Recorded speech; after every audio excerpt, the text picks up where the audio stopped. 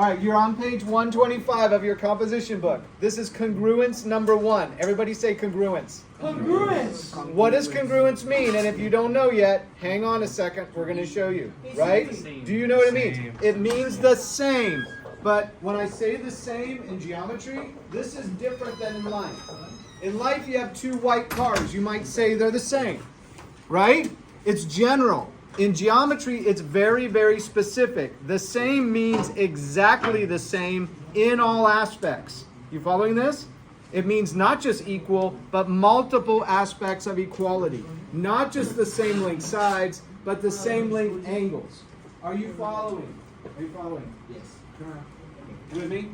Okay, so here's what the question is. Given 2 triangles with the same corresponding angle measures, if the corresponding sides have the same length, what can we say about the 2 triangles? They are congruent triangles. Here's the important word out of this sentence, corresponding. Everybody say corresponding.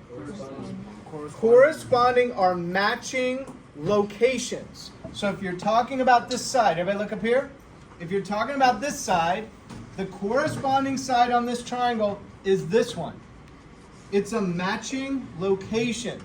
Does this make sense? If you're talking about this side, you've got to be talking about the corresponding side on this one. Now, these 2 triangles are oriented the same way, but what if one was rotated? Does that make it more difficult to match up corresponding sides or angles? Yes.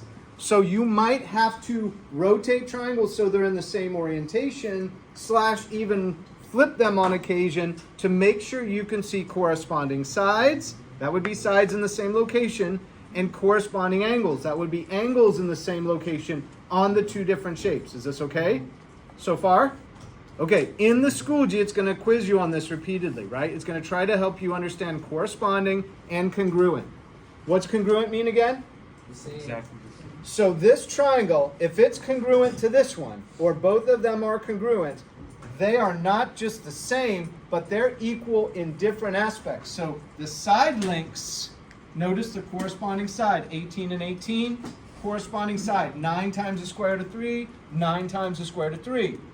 9 on this length, 9 on this length. Notice the corresponding angles, 30 here, 30 here. They correspond. If you put them on top of each other, these 2 angles would be right on top of each other. That would be corresponding locations for that angle. This one's the same as this one's the same as this one. That makes them not only the same, but congruent. It means exactly the same in all those different aspects. Multiple aspects of equality. You okay with this so far? Kind of basic in your mind? You're like, they're the same. Right? But it gets more complicated because it's hard to figure out if they're the same. When you do the quizzes inside of the quizzes, when you do the homework inside of School G, the drawings will not be to scale. What does that mean? If 2 triangles are drawn not to scale, what would it mean? It's not the exact size. It means they're not drawn to their exact size. Okay? Is what she said. That's a good way to put it. In other words, they're going to fake you out by drawing them wrong. Is this okay? They're going to draw them wrong. You can't just look at them and go, oh, they look the same size. They must be the same size. Not anymore. They're going to use the not to scale aspect to trick you to see if you really know how to tell if they're congruent. Just imagine one was up close to you and the other was far away. This one would look small. This one would look bigger, but they might actually be the exact same size. You okay with this? Okay, so that's the not to scale aspect. Okay, go to the next one. You ready? Everybody say side, side, side, congruency postulate. Side, congruency postulate. Everybody try it. Do the whole thing. Side, side, side, congruency postulate. Everybody say it. Try it one more time.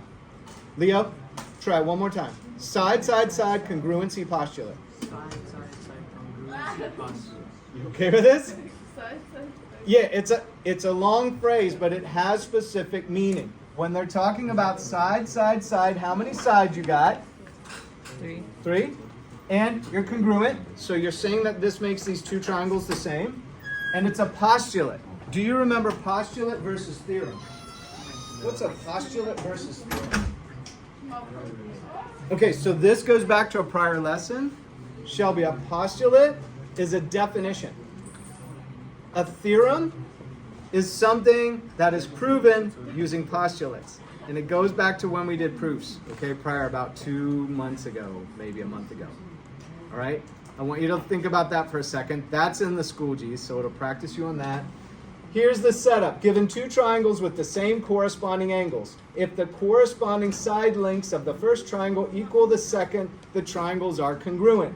That's what the side congruency postulate says. It's a definition. That's why it's called a postulate in this case. Given, here's a triangle, here's a triangle. Look at this angle.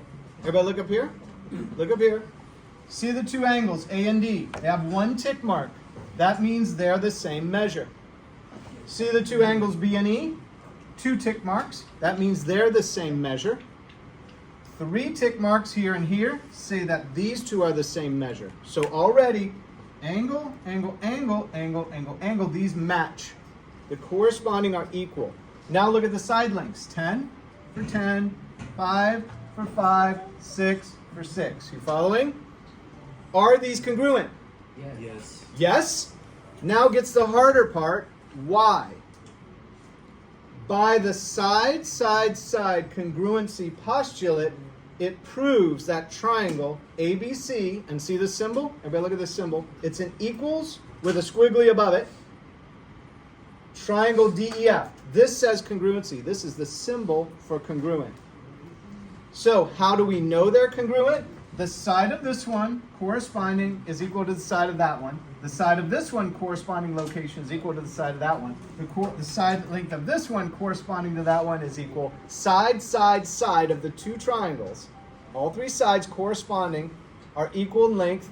Therefore, we can say they're congruent. So even if they had drawn one small and one giant, if we had the information on those 3 sides, we can say according to the side congruency postulate, these 2 triangles are congruent.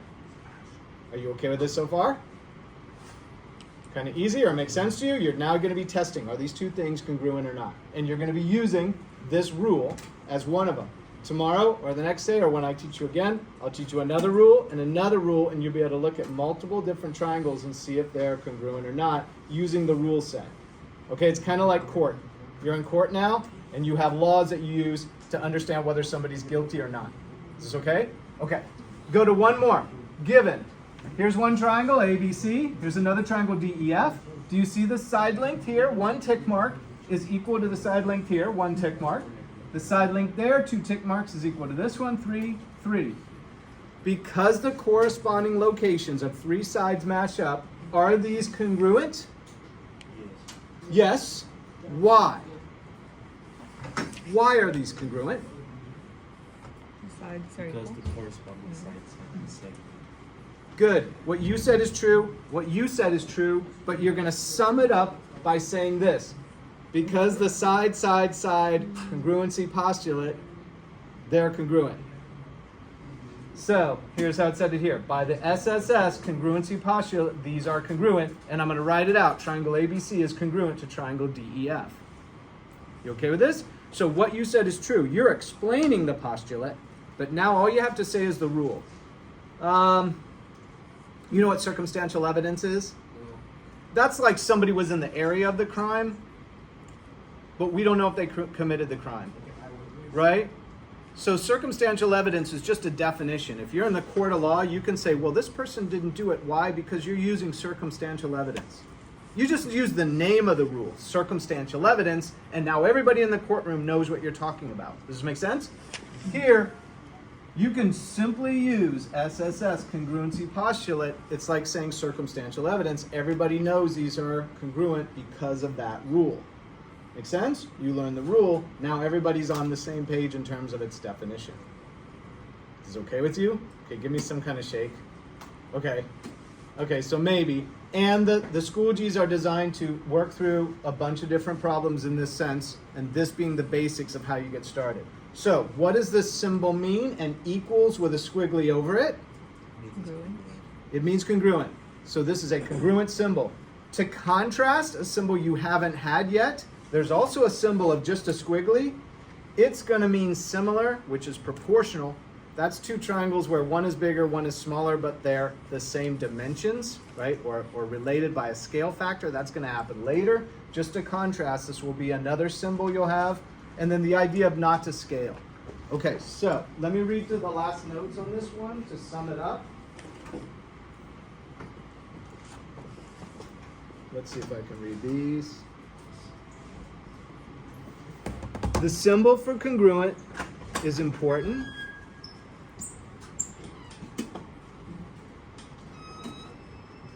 Recitals. Given two triangles with the same corresponding side lengths, the two triangles are congruent. There, I think I'm going to end on that note. And the idea of corresponding being that locations in one. If this is a location here and this is the same location in the other, those two locations correspond. That's this word right here. You're going to see it a lot inside of all these. All right? Okay, stop that.